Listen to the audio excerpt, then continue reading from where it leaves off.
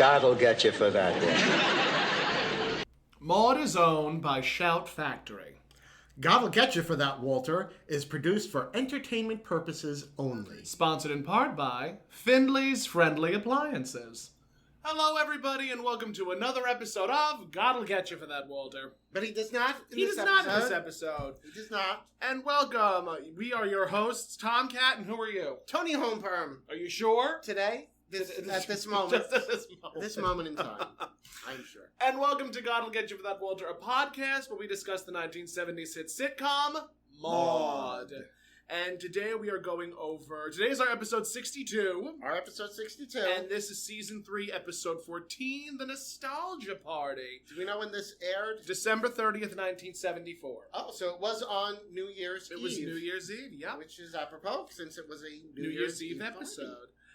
And you can watch seasons 3 and 4 for free on Tubi. Yes. And seasons 1 and 2 on Freevee, hosted by Amazon Prime. Yes. So if you want to see If you the would like to actual see the actual episode, which you a lot of can. people... There are so many people that comment, where's the episode? Where's the episode? Why didn't you upload the episode? Well, that's because this is a podcast and not Yeah. the actual episode itself. And we don't own the rights to broadcast it, and we would prefer not to get sued. We don't want to get sued. We don't want to get sued. We don't do want to get sued. No. Being sued is not fun. No, it's We not. live in such a litigious society. So this is just our thoughts and comments. Our thoughts and feelings prayers. Our thoughts and prayers on this episode. on this episode. On these episodes. These episodes. Okay. But yes, you can watch these for free on Freevee and Tubi. Just seasons 1, 2, 3, and 4. I'm waiting very patiently for there to be a service where we and the audience can watch seasons 5 and 6. Hopefully, I mean, when we started, they couldn't see anything. They couldn't see anything. So now at least there's... We are the harbingers. We are carrying a sword and shield for Maude to be viewed everywhere. Okay. Problems and all. Okay. All right, Joe. So this episode was directed, as always, by Hal Cooper, Mm-hmm. written by Norman Lear, Michael Morris, and Bud Grossman. Very nice. And there were some guest stars. Yes. There was David Ketchum as Herman Ellinger, Mm-hmm. and Mitzi McCall as Estelle Ellinger. Mhm. I believe Mitzi McCall, I think, might be still alive. I'm not 100% on that one. And Judith Lowry as Aunt Polly. And we're pretty sure Aunt Polly is not still around. Aunt Polly, unfortunately, is no longer with us. I think us. she actually passed away in 78. She passed away a couple of years But I remember her on, like, a lot of different sitcoms whenever they needed a really, really old lady. Yeah, You know. that was her. Yeah, she was funny. There was also David Armstrong as a party guest, Paul Bradley as a party guest, Monty O'Grady as a party guest, and Philip Morris. Not Philip Morris. Brian Morris as Philip. Philip. Brian Morrison as Philip for, I think, like a hot second. Yeah, hot second. That was it. The hottest of seconds. Like, Hottest. literally, he had one line and that was it. That Went was right it. upstairs. Yeah. So the episode opens. The entire Findley kitchen is decorated with Mhm. Happy New Year banners and Right. streamers and Yes. tinsel, and the Yes. Christmas tree is still up. All that fun stuff. Mhm. And Mrs. Naugatuck and Maude are entering and going back and forth. They're exchanging very bitter glances Yes. at each other. Yes. And Mrs. Naugatuck announces as Maude and her collide, basically calling her a slave driver. Slave driver. You know, Mrs. Naugatuck is begrudgingly getting ready for the party, and she slams the plates that she has in her hands on the bar table. Mhm. And Maude calls out from the kitchen, "Mrs. Naugatuck, if you break any of my good china," and then we hear a loud crash. So obviously, And Mrs. Maude broke the china. Maude broke her own china, and Mrs. Naugatuck's expression goes from "I hate being here" to "Oh well, good, she finally got hers." Yes. The good Lord is still English. Allah be praised. Allah be praised. And Maude looks at her and goes, "Allah?" And, you know, Mrs. Naugatuck then says, "For broken china, I go Muslim." And Maude tells her, considering the something about her, she would have thought she would have went for Buddha, considering the resemblance. The resemblance, yes. Obviously pointing out that Mrs. Naugatuck is a portly, stout woman. There's a specific word, plummy? There's a certain word. Rubenesque? Not Ruben. Zoftig? Yeah, Rubenesque, Zoftig. Plump. Plump. Plump, I think, is the word that I'm looking for. Okay. Plump. As long as we don't say moist. No. God forbid we say moist. So Mrs. Naugatuck is upset because she had a date with a bus driver. They were going to drive around, and at midnight they were going to blow the horn. And the audience loses it because Maude just gives her one of those glances. Yes. And this is something that comes up in a number of episodes where Mrs. Naugatuck she's obviously a woman of a certain age. And she still is a very sexually active person. Yes. Being, obviously Maude is in her late 40s. Mrs. Naugatuck being, I want to say, maybe a good 20, possibly 30 years older than 20. No, I wouldn't say 30. Yeah, I would say, about... I would say like late 60s, early 70s. Yes. And that's a theme that comes up in a couple of episodes with Mrs. Naugatuck.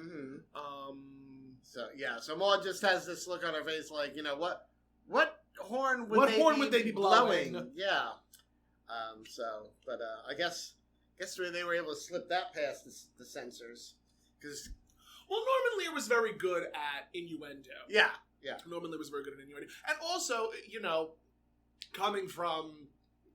This is me thinking my way, but one of the things that Mae West used to do with a lot of her scripts, especially after the Hays Code became a thing, was she would intentionally write in dirty and salacious jokes that would get scribbled out, but then they would scribble that out and then miss another one of Mae's innuendos. Right. And I think that was definitely something that Norman was also doing while writing these scenes. I would imagine so. He would intentionally, and I think even B. Arthur said that there would be lines that would be intentionally put in that they knew would get cut in exchange for the line they really wanted. The line they really wanted.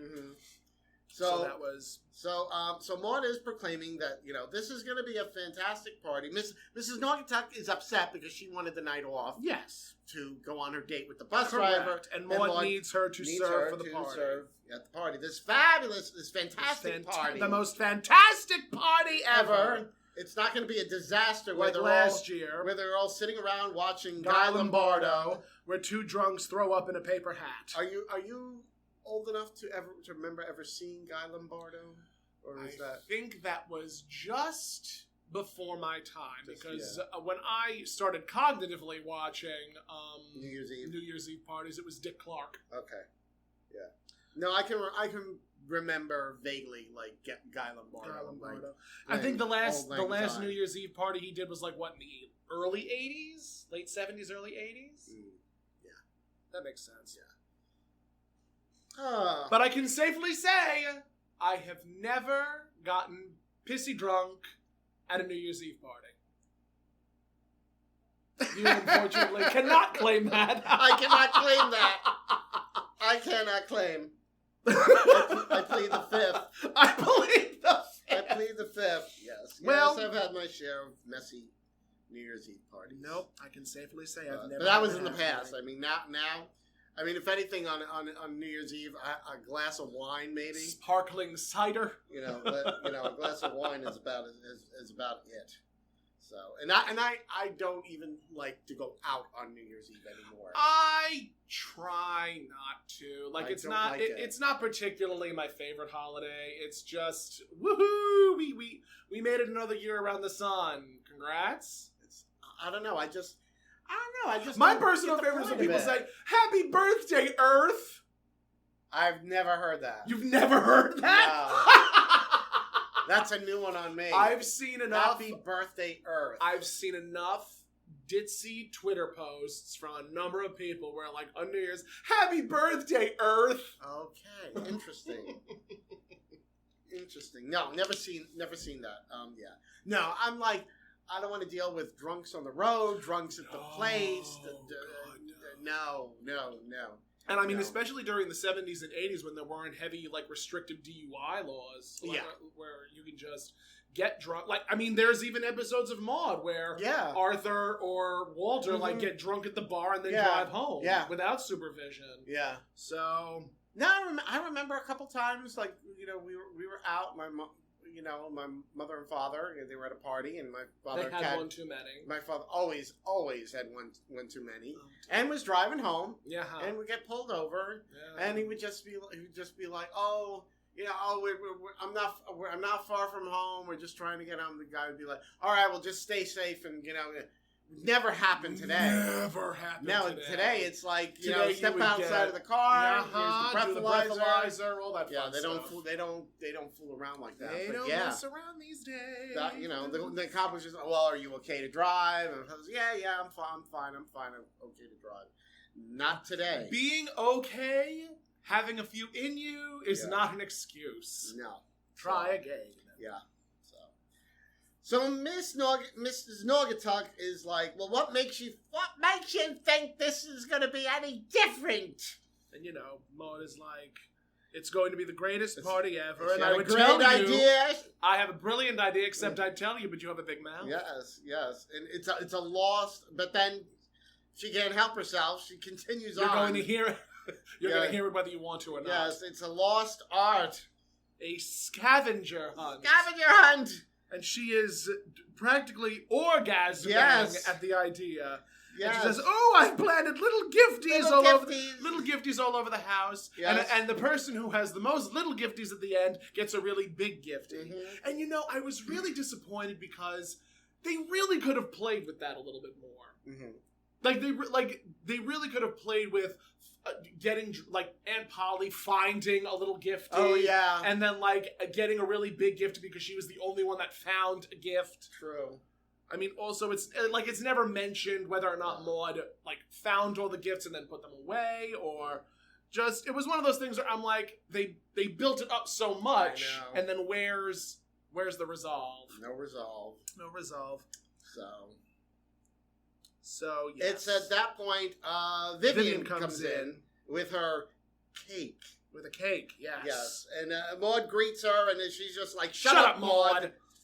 So she's upset. Now, it had something to do with the microwave messing up the cake. I don't know crumbs were supposed to be a cake. Right. That I baked in my microwave oven. Yeah, you don't do a cake in the microwave. You never do a cake in the microwave. I don't know. And she was very disappointed because apparently the microwave oven blew up or something. Yeah. And she was really disappointed because she said, I could have gotten another use out of her oven. Mm-hmm. And I mean, why? Yeah.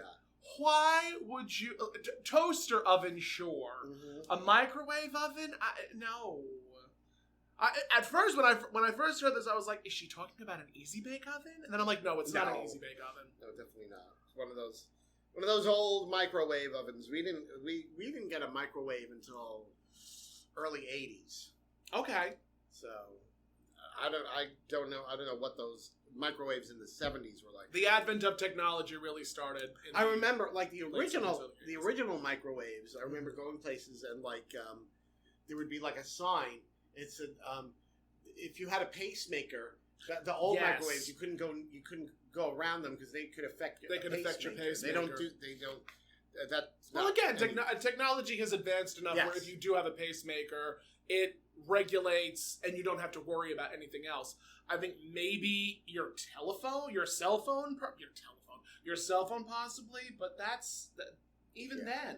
I think technology has advanced that much. Mm-hmm. And again, also remember the episode, the beep beep beep of the tom tom, and the episode of the Golden Girls where Blanche has a pacemaker. Yes. And then Sophia makes that joke. Well, who's for popcorn? After Blanche says, "I don't want to live anymore," or something of that. In fact, when she says she wants to no longer be alive. Right. And that's when Sophia makes the joke about popcorn. Popcorn, yes. So Vivian she's upset about her cake.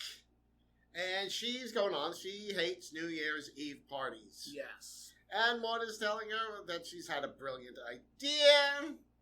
I have written down George Freedbody. George Freedbody. I don't remember. Oh, George Freedbody was the person who threw up in the paper hat last year. Yes, because because there was a whole discussion that Maude had previously with Mrs. Naugatuck about the party's not going to be one of those bad parties where you watch Guy Lombardo and then two drunks throw up in a paper hat. Yep.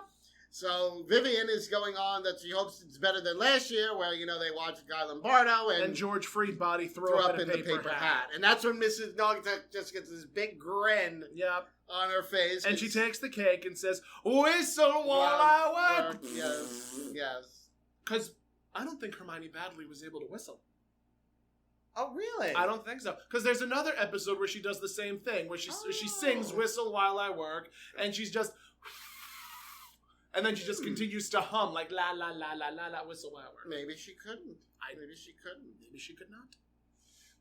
So Vivian brings up Estelle Ellinger. Right? Yes. She brings up the Ellingers, and, Yes. Maude's like, oh, I couldn't stand them. I hope that, I don't want to invite them. I didn't invite them. Yes, they were trying to wrangle for an invite. Yes, they were trying to wrangle for an invite. And Maude says, I didn't invite them. Yeah, she didn't invite them. And Vivian says, I invited. Yeah, I did. I invited them. And Maude's like, why? They're always fighting. And Vivian says, well, sorry, you and Walter. I thought we could have some variety. And that's when Arthur comes in. Yep. And he's mad as hell. Yep. Because he got a flat tire. And he tried to flag down somebody to help him. And the guy held him up. And the guy robbed him. He got $35 and a month's supply of rubber fingers. I thought it was a year's supply. A year's supply. A year's supply of rubber fingers.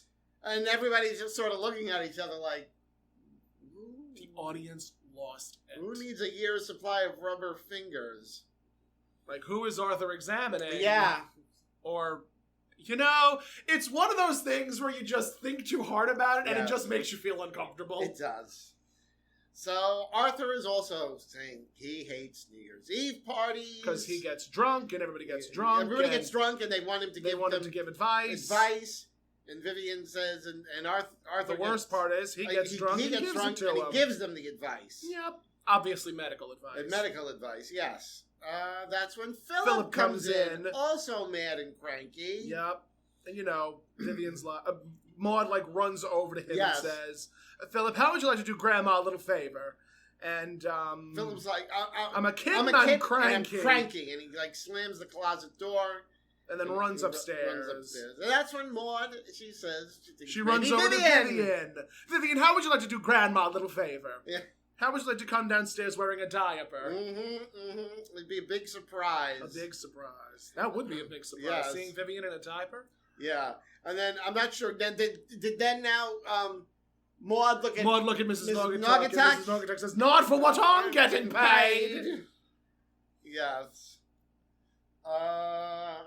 Then Walter comes in. Yes. Walter comes in. And, he's like, he seems happy. Yeah, he's happy. And Maude is like, oh, at last somebody is somebody who has some cheer in them. Right. And he says, he goes over to Maude, kisses her on the lips, and says, I'll see you all I'm going in to bed. 75. I'm going right to bed. Going to bed. I'll see you in 75. Yep.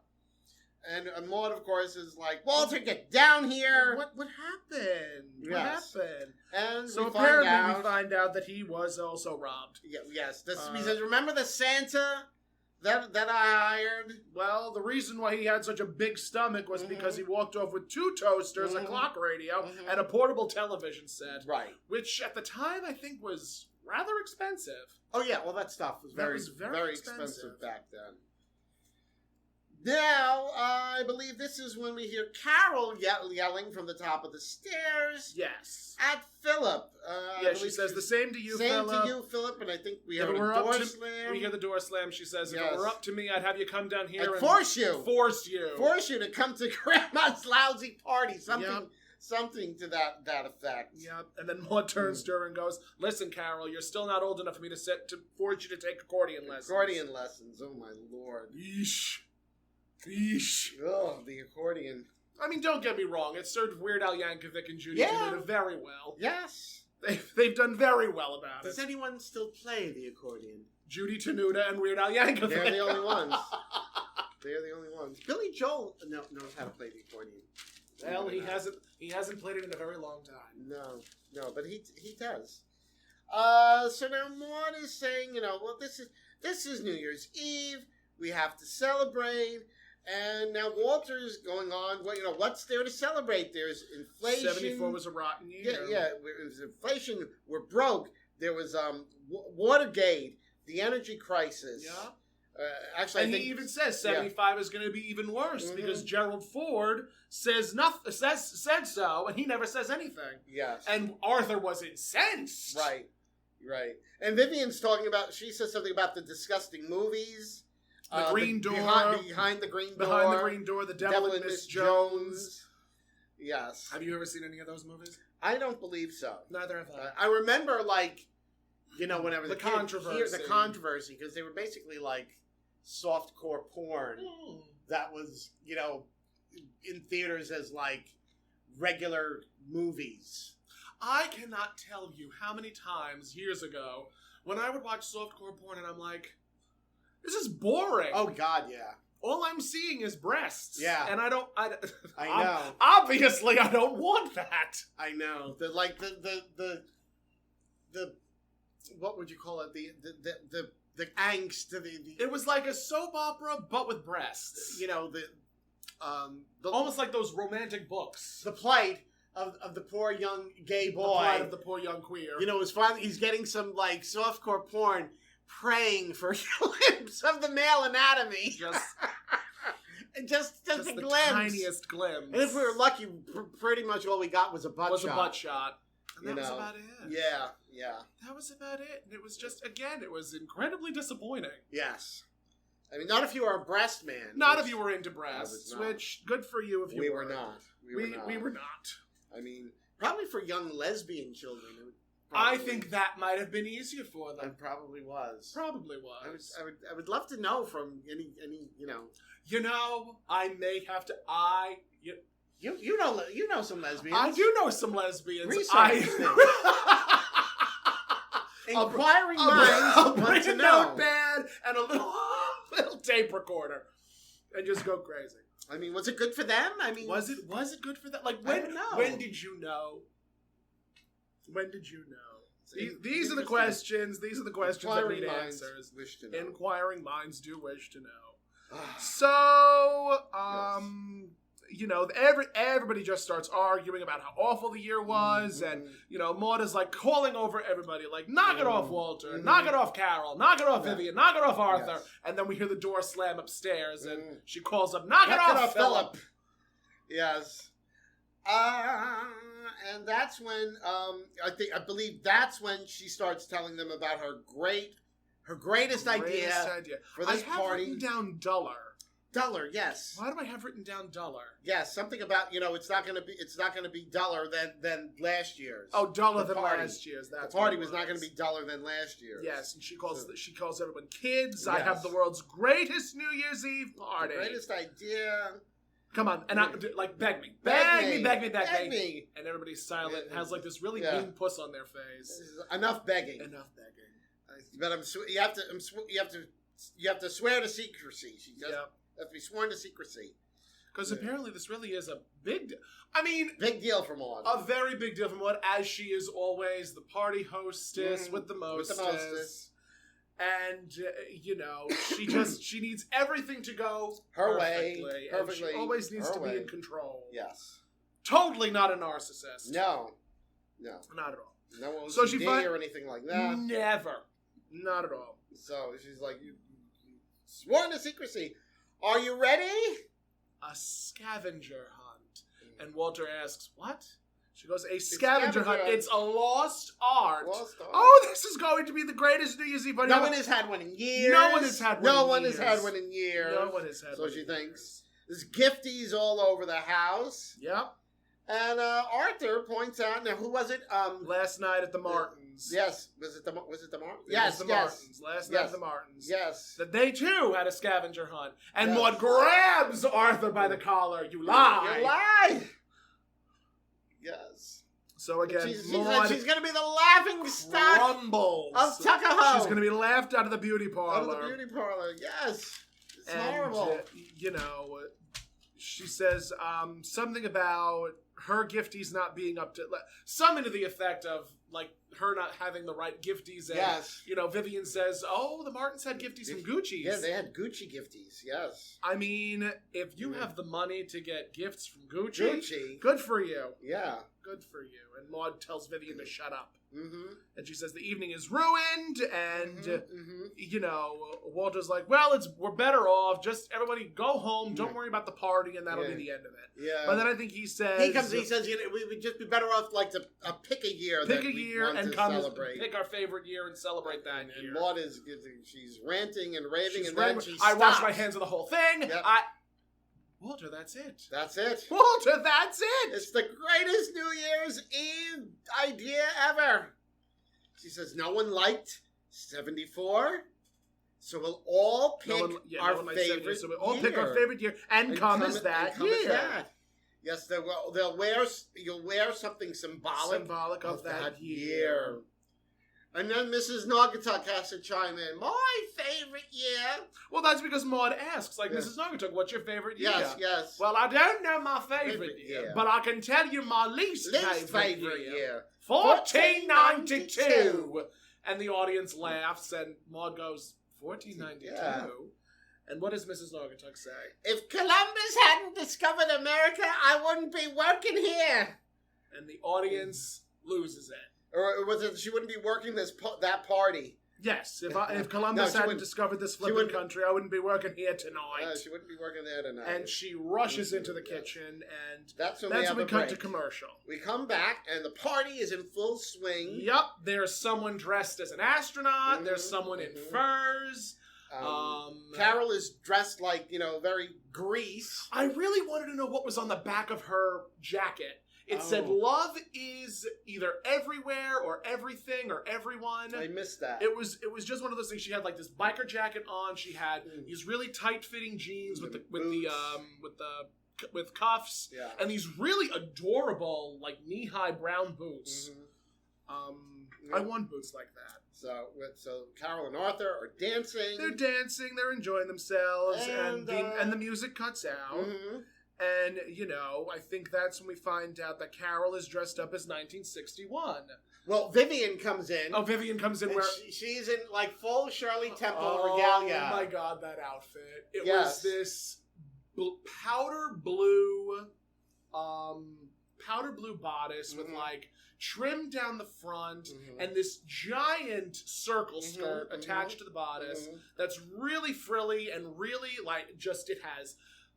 pink lace on it and petticoats and everything. This giant kinky curly Shirley Temple wig. It was so much. And this humongous lollipop. Humongous lollipop. And so Carol is telling her that, she's 1961. Chubby checker. Yes. When she was a teeny bopper. Yes. And Vivian looks at her and goes, bopper, yes. Teeny, never. No. And Vivian is saying, she's saying that she's only 5 years old. To which Mrs. Naugatuck grabs the drink out of her hand and says, you shouldn't be drinking. And guzzles it down. And she guzzles it back. And Arthur, when we first saw him, he was only in like his dress shirt. He was only in a dress shirt, tie, and a pair of slacks. Now he's put on like this red and white vertical striped jacket. Very Dapper Dan. Yes, and he's got all the buttons that are I like Ike.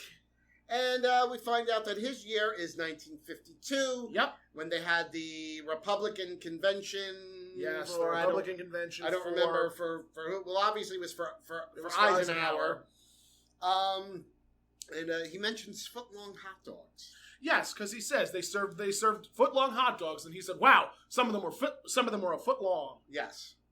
Just Arthur, ever the awe-inspiring gent with words. So that he's getting frisky with Vivian. Yeah, this was the only cringy line in the episode because he had this cane that had like a zapper on the bottom of it. And what is that? I don't know. Neither do I. Almost like a cattle prod. The look was very barbershop quartet. Right? Yes, very barbershop quartet. Very barbershop quartet. So classic barbershop quartet. Very classic barbershop quartet. So he's fooling around with Vivian, and Vivian says, "Oh, Arthur, stop it, or I'll have you arrested for child molesting." Yeah, which was not cringy. Not great. Yeah, not something we would ever. Not something we would joke about. No, never. These days. Especially during the 70s when it was probably more prevalent than it is today. Yeah, definitely. I mean, you look at all that, even stars back then marrying, much younger women. Can we talk about Elvis Presley marrying Priscilla Presley? Please do. My father, adored Elvis. Mm-hmm. And I think it was only one of the... Elvis, Led Zeppelin, I'm trying to think of what else. But, like, that's it for my father in the Good Times department. Because my father's a drummer. They're musician of sorts. And I enjoyed Elvis for all of 2 seconds. Mm-hmm. And then, you know, as you get older, you start to educate yourself. You start to understand things more and more. And, you know, we've discussed on this episode previously about older men grooming and marrying younger girls. Yeah.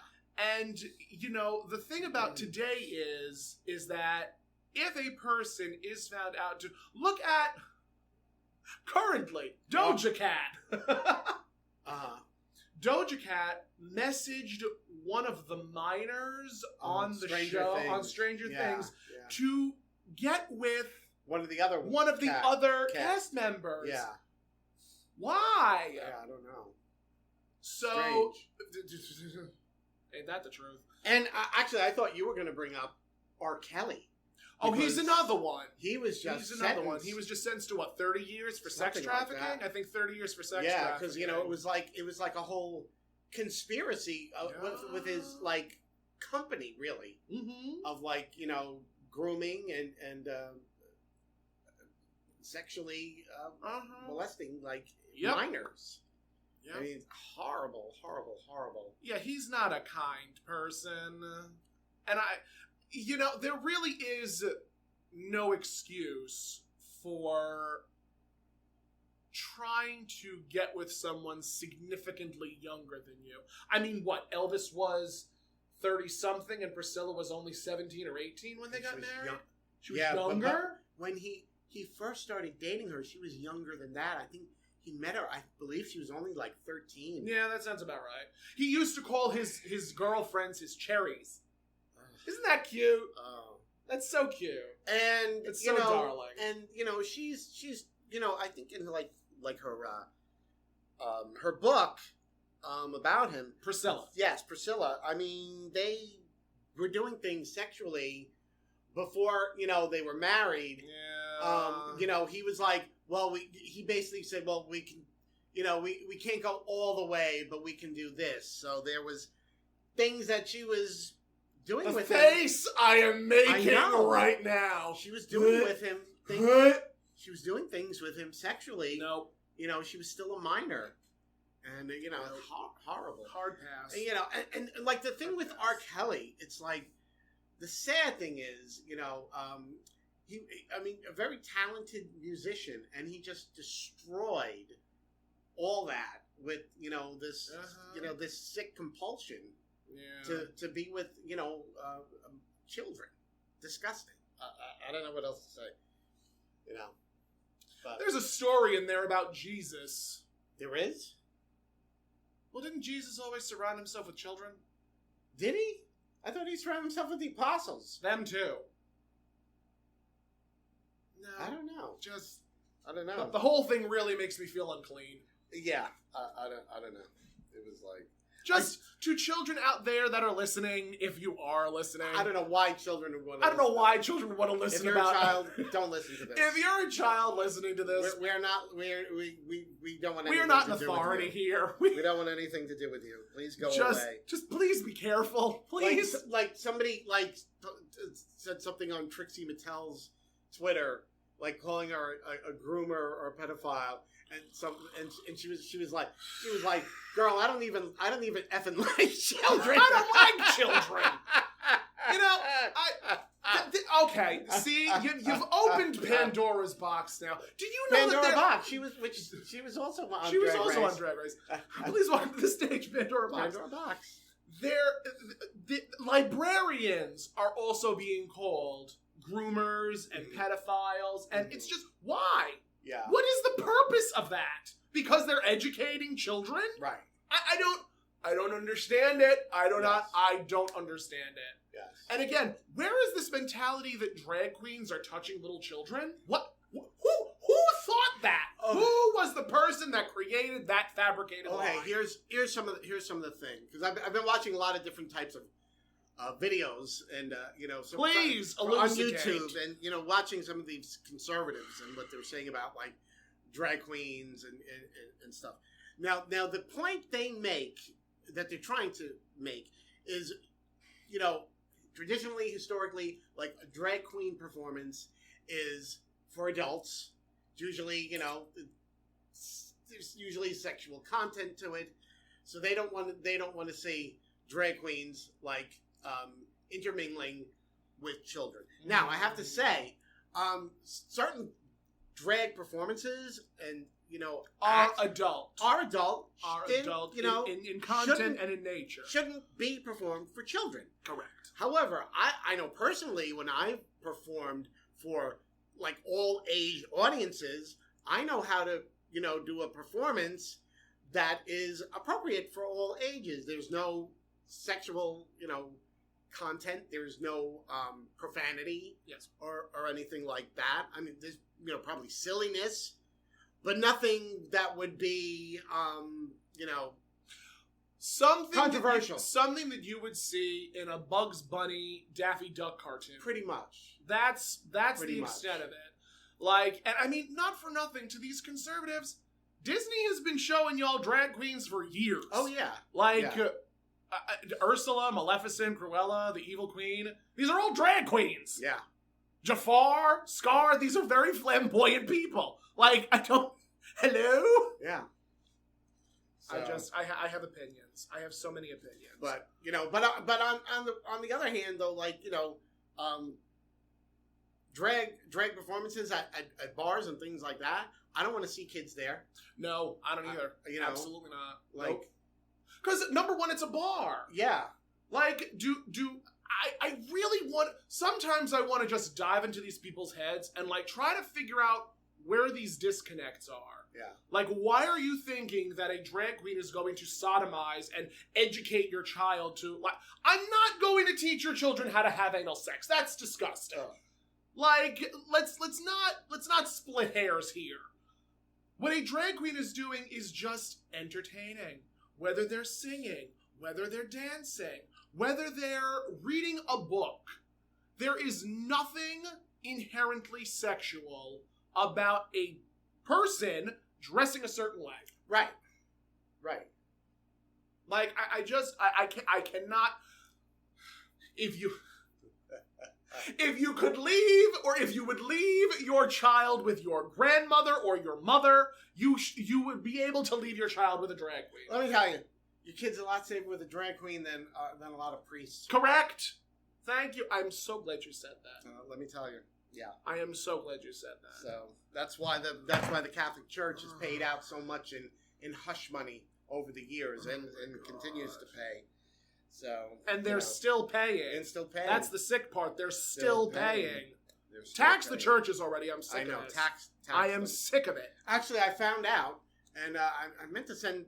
I saw it on TikTok. I meant to send it to you. Yeah. If you see like a church participating, like trying to dictate political policy, they can be reported to the IRS. Yes, and lose their tax exempt status. Yep. Isn't that? I would love that. I would love that righteous indignation, that justification of it all. Yes. So, good to know. If I see it happening, I know right where to go. I just want to claw some people's eyes out. I know. But moving right along, back to the festivities. So we know Arthur. He's all gung ho about his year, which I was like Ike. I like Ike. It was 1952 at the Great Concert Hall. He liked Ike. And, right after the joke about child molesting, yes. Maude calls downstairs, "All right, Carol, I'm ready." She's ready. So, obviously, Maude, in true to form fashion, is just... Making an entrance, as she so often does. So. And, I think Carolyn says, now introducing the star of her 1945 college review, the brunette bombshell. Yes. And Maude saunters downstairs in this... I don't even know how to describe it. Yes. It's this... Sort of like it's sort of like showgirls / burlesque. Showgirl, burlesque. Striptease she has kind of this, outfit. this sequined bit of fabric around her arm. Mhm. She has this sort of peekaboo bodice that like goes all the way down to it's still a very conservative outfit. Oh yeah, everything was covered. Everything was covered. She had on these black stockings, black heels, and just this fabulously decked out The big hat. the big wide brim hat, and of course a feather boa. Right. And she then announces that long-stemmed American beauty, Gypsy Rose Findlay. And then she starts playing. Carol starts playing that. I wish typical stripper the typical music. Yeah.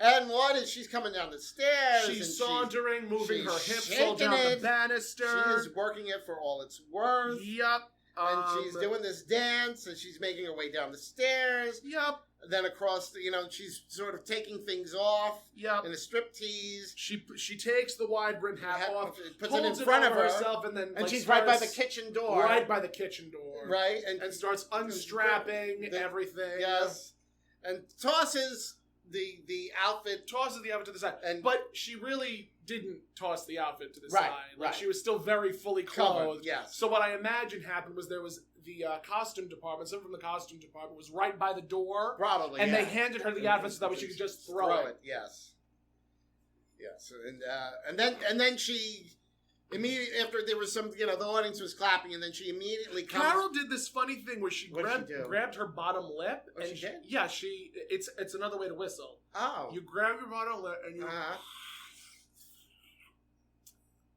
My cousin used to do that. But you suck back hard enough and you whistle. Can't do it. It takes practice. Maybe I need. I used to be able to whistle with collagen. Perhaps. I used to be able to whistle with my 2 fingers. Really? Yep. And then I stopped. Okay. So, after the applause, that Maude comes back out, and she had, I think the duster. She had on this fabulous black duster with like a ruffled collar that like went all the way down to the bottom, and ruffled sleeve. Very attractive. Yes. Very, very attractive. And apparently when she did that back in 45, she got like 6 curtain calls. Yep. The entire Sigma Chi fraternity rose as one man and chased her across campus. Right. I let 2 of them catch me. 2 of them catch her. Yes. And I think Arthur, he's still going on about 1952 and the Great Concert Hall and him liking Ike. And then Maude brings up... Ike. That's 1,000 Voices. Yes, yes. And Maude brings up Millhouse, what's his name, and his dog Checkers. Yeah, if only the dog could have talked. That dog could talk. And at that point, Walter comes down at the top of the stairs, saying direct from calling in from World War II. Yes, and he sings from the stage door canteen or something. There's something about the stage. I left my heart at the stage door canteen. Not exactly the greatest singer in the universe, but he could carry a tune, sort of. And Maude grabs the back of the pants, right? And she says, "That's not all you left at the stage door canteen." Yeah. And apparently Walter was 235 pounds. Yeah, in the army. I mean, not exactly the heaviest, but I mean, also he's what? If Maude is 5'11", Walter was probably like 5'6", 5'7". Oh, taller. I think taller than that. All right, maybe 5'8", 5'9". Yeah. Yeah. And I mean, I guess for 235 at that weight would be heavier. Yeah, I think so. I mean, there are times. I mean, I've had this conversation with my friend Dan, and for me, I used to weigh 300 pounds. Oh. And even though I have lost maybe about 20 pounds, I guess 20, 30 pounds, I don't know. I haven't gotten on a scale yet. I would still buy larger clothing just because I like the feel of larger clothing. It's very challenging to find larger clothing because I am already large. Unlike you, who is very petite. Well, at my heaviest, I was over 250 pounds. And you're 5... I'm only 5'2". You're 5'2". My mother is taller than you. I'm petite. You're petite. I'm petite, pussycat. Hey, it works You're for the only act. 5'2". No, it does Works work for the act, so don't knock it. Don't knock it. If I was a 6 foot tall Sophia, you wouldn't be doing so well. Stick that in your hat, pussycat. Just imagine that. Oh my God! We've seen pictures where the Sophia is like as tall as a Dorothy, and it doesn't work. It doesn't work. It doesn't work. It doesn't work. Oh my goodness gracious! God. You as a 6 foot Sophia, I couldn't. It couldn't. No, it wouldn't. I'd have to wear heels. I would have to wear heels. But that's the one beautiful thing about it is I don't have to wear heels. No, you don't. I can wear flats and sandals if I want to. Yes. Oh my goodness, that's funny. You're only 5'2". 5'2", I know. Wow, I'm a whole foot and a half taller than you. I am so sorry. I'm, looking for the yellow brick road. Yeah. Yeah. Oh, hell's bells. Yes. All right. Well, so the bell rings. The doorbell rings, and it's the Ellingers. Actually, he said when there was a joke that Walter made before the bell rings, where he does. I had a lot of hair. Oh yes, and he did this whole Groucho Marx thing. That was very cute. So the doorbell rings. The doorbell rings. And Maude saying, I hope they're not still fighting, I hope right? That's the Ellingers. I hope they're still not fighting. They're not, and of course, they open the door, and they are fighting. And Eileen Ellinger is it Helen Ellinger or Eileen Ellinger? Oh, I don't remember. I have it written down. Estelle Ellinger. Estelle Wow, I was Ellinger. way off. Way off. Estelle Ellinger. What was the husband's name? Henry? Herman. I was off too. We were both. Estelle and Herman Ellinger. They're fighting. And Maude says, "Oh, don't tell me you've come as the Dempsey Tunney fight." Yes. And Estelle is in what looks like her wedding dress. Right. And Herman is in what looks like a jersey. He has a pennant in his hand and a hat. Yeah, probably and a baseball cap. Yeah, like he was in college or something. Something to that effect. On the college. So I guess the happiest Estelle was at her wedding. At her wedding. And Herman's happiest time was at a bowl game. Yeah. Which, indicative. Considering the fighting, I'm surprised she would have picked that. Well, Yeah. There it's you go. The happiest time for a bride. So the happiest time for a woman is when she's married. And now the funniest part is this little old lady pushes right through the Ellingers. And it is Aunt Polly. It's Aunt Polly. Yeah. Maude is like, she's yelling, "Knock it off!" Yes. And Maude is like, "Who is this?" So, Herman explains that this is Aunt Polly. She's 94. 94, and she yelled 93. 93. Yes, and she loves parties, and they didn't have anybody to leave her with. They had to bring her along. And Estella's like, "Oh, I would rather be at the Harrisons' party, and rather anywhere I get to be away from him." Right, and she right. grunts. And Herman says, "Well, then why don't you just go to the Harrisons' party, and I'll stay here." And then, "Oh no, you're not going to the Harrisons' party without me." So Estelle runs off, and Herman runs off after her, and then Maude says, "Well, wait a minute, you forgot Aunt Polly." Yeah, they just left Aunt Polly. What did Aunt Polly say? What did she say? The hell with them. The hell with them. Yes. And the audience erupts in laughter. Yes. And I honestly think that this was the first moment where we saw Dorothy. Yes. We saw B. Arthur's future, where Maude was going to be playing off of an 80-something-year-old woman. Yeah, so I believe Maude asks Aunt Polly if she can take her coat. Yes. And then Carol comes over. She has the bowl of crackers. And as Maude is taking off the jacket, Carol says, "Polly want a cracker?" And Maude throws the coat over Carol's head. Maude helps Aunt Polly to a chair. Right. Yeah, to the to that one reclining love seat. Right. And Maude then asks, "Is there anything what can I do for you? Yes. What is it that you want?" Yes. And Aunt Polly says, "Cut everybody out of my will." Yes. And Maude says, "That's a lovely sentiment." Lovely sentiment. And then she asks her if she wants champagne, but by that point, she's already passed out. And Maude says, "Well, for starters, Aunt Polly's a cheap drunk." She's a cheap drunk. Yes. So I think at that point, Arthur turns to Mrs. Naugatuck and says, well, cheer up, Mrs. Naugatuck. Like, it's New Year's. Yes. And Mrs. Naugatuck says, well, maybe for you. For me, it's Labor Day. And I think at that point, Arthur takes his sort of, I'm going to call it a cattle prod, because there's nothing else I can think of it. And zaps her behind. Her behind. And Mrs. Naugatuck then says, oh, you sure do know how to cheer a person up. And starts cackling off into the kitchen. Yeah, she was happy with that. That's when Vivian comes out, and she's like, all miffed. Maude, she's mad. She's miffed. She's like, Maude, you haven't, she's basically like, you haven't said anything about my costume. Yes, and all the work I put into it. Yes, and Maude tells her that you look precious. And that's when Vivian goes into a big old shtick. Yes, and she's talking like a baby. Like a child.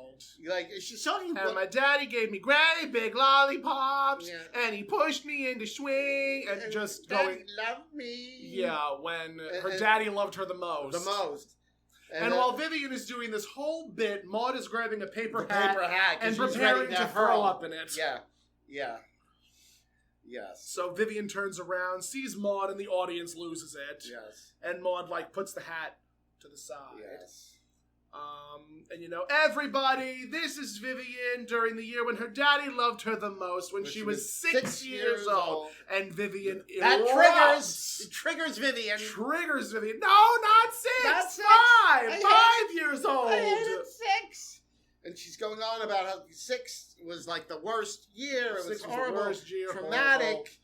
And I think Maude is like asking her, well, what happened, right? And I was my world was turned upside down by an outside force. Yes. Well, Maude, what happened? Yes. What she said? Oh, Vivian, don't tell me, a divorce. Right. And Vivian says, no, my rotten baby brother was born. That's right. For the rest of my life, my brother and my father shot baskets. That's right. So after her baby brother was born, her father basically didn't want anything to do with Vivian. Which, on brand. On brand for a man and his boy. Yeah. It was like, to shoot baskets and play catch and do manly things. Right. I never had that quality wharf time with my father. I didn't either.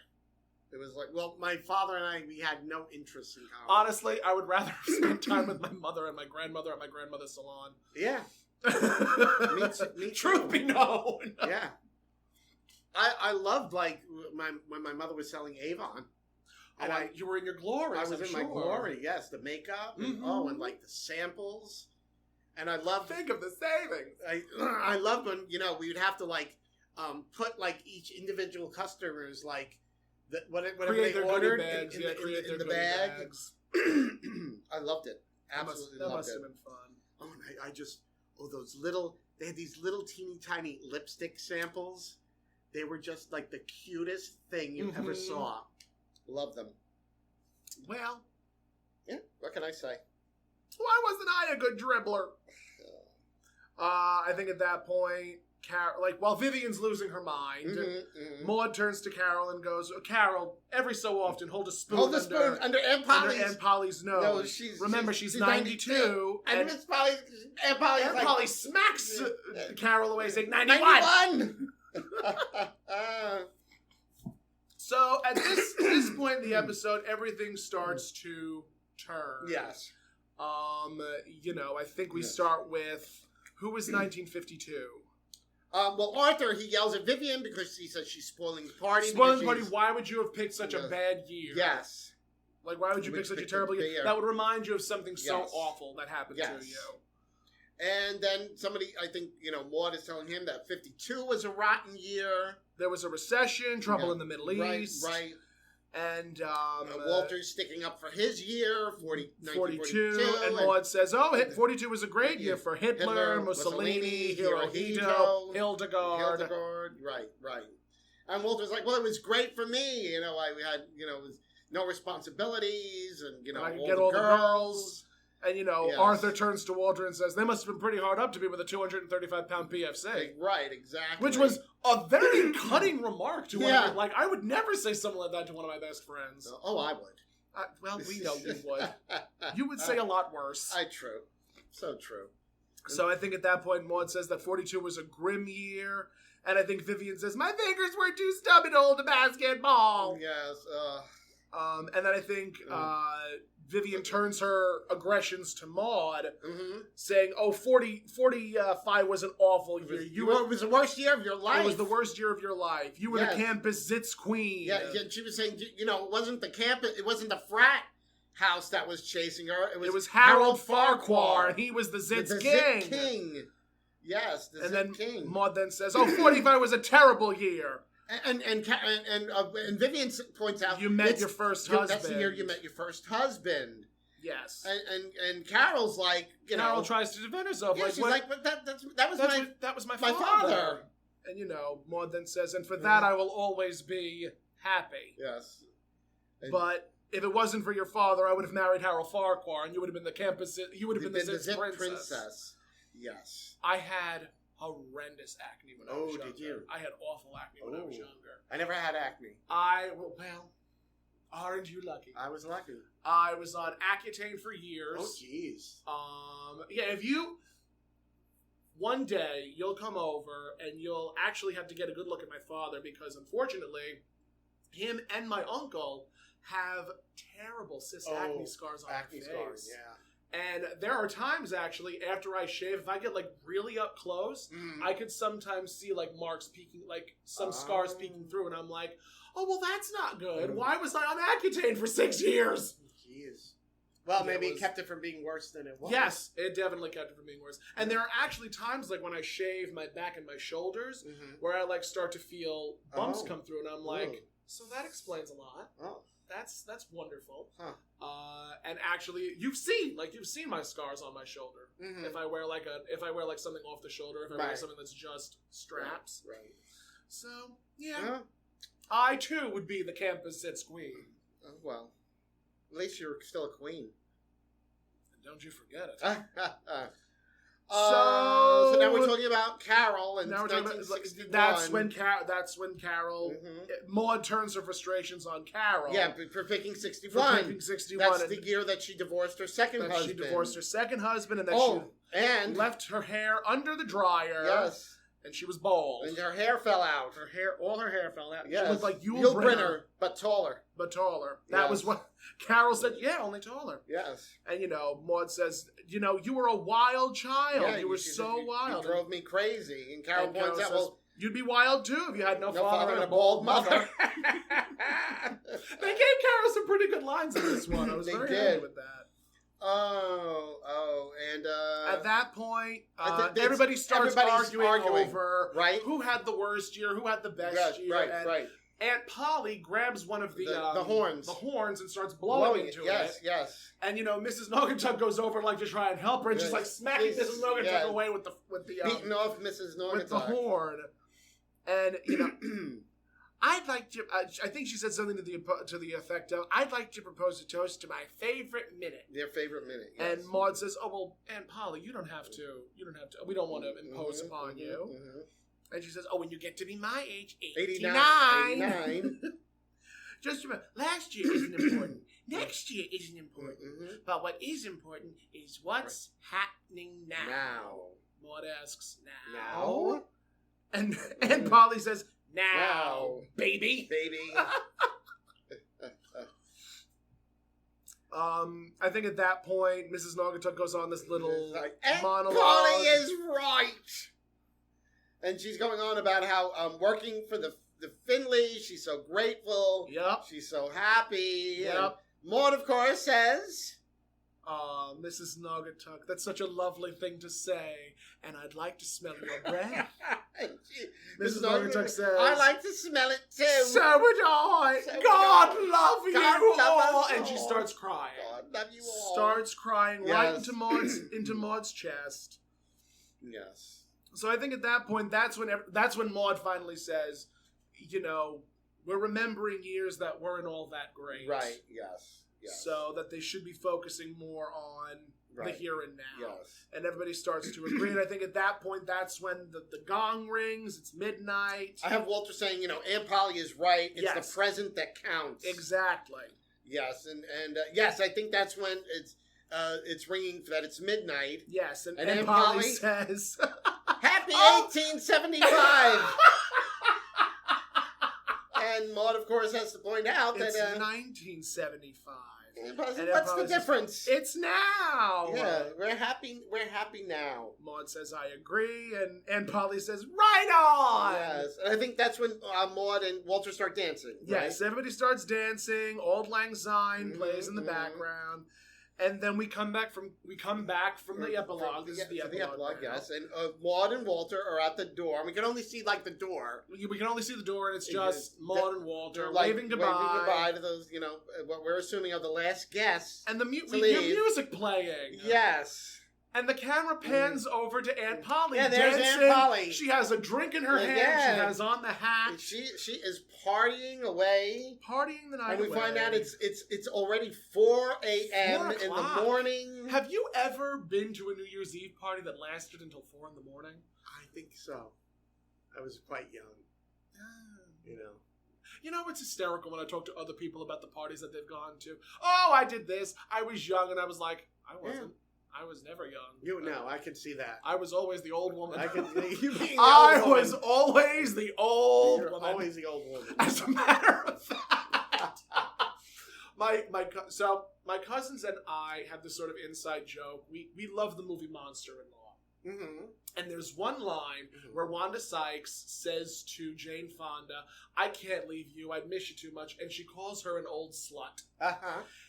Me and my cousins insist upon calling the three of us old sluts.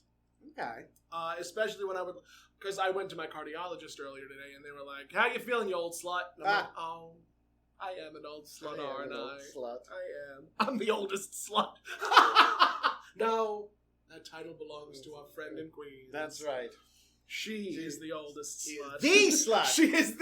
She is the grand poobah of slutdom. of sluts. She is the easiest woman in Queens. All right, so I think Walter wants to know if somebody spiked her champagne with Geritol. Yeah, right. Maud said, "I think somebody's been spiking her champagne with Geritol." Maud said. Walter's the one that says we should just ask her to stay the night. Stay overnight. Yeah, because I mean it's 4 o'clock It's in the 4 morning. in the morning. And no one knows have where the Ellingers are. No one knows where the Ellingers are. Right. Although, wasn't Mrs. Naugatuck using the guest room? No, Mrs. Naugatuck had her own room upstairs. Wasn't the guest room? No. They didn't turn... There were two rooms. How many friggin' rooms were in that place? Too many. Jeez. Every time I think about how much money that house would go for in today's market, it makes me sick. I know. So Mrs. Naugatuck had her room upstairs. Mm-hmm. That was where Maud's room is, Carol's room is, Mrs. Naugatuck's room is. That was where everyone was. Oh. There's also the guest room. Oh, that downstairs on the main guest floor. Room, right. It could be considered a den. Right. Okay. Maybe it had like a fold-out couch kind of a thing. It was a den that I think also led to... It didn't lead to a garage, but it led to a workroom for Walter. Mm-hmm. So that was the only place I would think that Aunt Polly would be able to sleep. Yes. So Walter goes over to Aunt Polly and asks, "How would you feel about staying?" No, he says, "Do you want to? Do you want to stay over? Do you want to go to bed?" Oh, that's it. He asked, "Do you want to go? Do you want to go to bed?" And what did Aunt Polly say? She says, "Sure, kiddo, but what did your wife say?" Before we recorded this episode, I was really excited to do this episode. This was easily one of my favorite episodes. Yeah, it's a good episode. I definitely I liked it because it is one of those episodes with the exception of that child molestation line. Yeah, just that. Where it could be aired today and it would still be very well received, with the exception of that one line, which just take that out. But yeah. I told Tony, I was like, this is definitely an episode that I think you're really going to like. And I did. I did like it. It's a very good episode. And, I loved the costumes. I loved the theme. Mm-hmm. I personally would never do anything like that. I would do, maybe Christmas themed or just anything other than a favorite year. Yeah. How do you dress up as a year? I know, yeah. It's very difficult to do. Dressing up as a decade. Yes. A decade I could understand. I've been to 90s parties. Right. I've been to 80s parties. You've definitely done 80s shows. Yeah. So it's interesting. Yeah, it is. Yep. But on the whole, a very good episode. Yes. I'd give it a 9. Yeah. I would definitely say that. A solid This is 9. a 9 out of 10. I mean, especially because it really didn't deal with anything Heavy. Yeah. which Maude is infamously known for. True. So, we thank you so much for listening. Mhm. If you would like, you can follow us on Facebook and YouTube at God'll Get You For That Walter, and on Instagram at Findley's Friendly Appliances. Where can they find you? They can find me everywhere. Yeah, Toni Homeperm. And of course, that's Tony with an I! Tony with an I, not a Y. Not a Y. Yeah. You're going to do a parody of that song. Mark I my must. words. I shall. And where can they find you? Street corners. I know. Other than that. Deer Park Avenue. You can find me everywhere at That Tomcat, and that's cat with 2 T's. Mm-hmm. Because if you look up cat, you're going to get Tom and Jerry. Everywhere that fine cats are sold. Everywhere that fine cats are found. Mm-hmm. You know. We thank you so much for listening. We do. And you will hear us on another episode of God Will Get You For That, Walter. Bye, guys. Good night.